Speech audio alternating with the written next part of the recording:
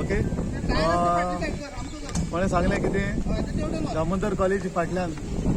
जायते प्लेस आहा बरी डीप आहा तें आनी तें उदक पडलेलें आहा सो थिंग पेटो आहा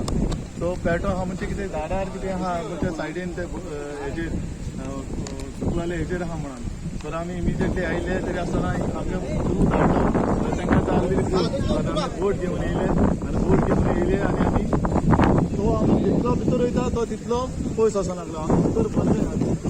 बरें डीप आहा तें थिंगाय पयलें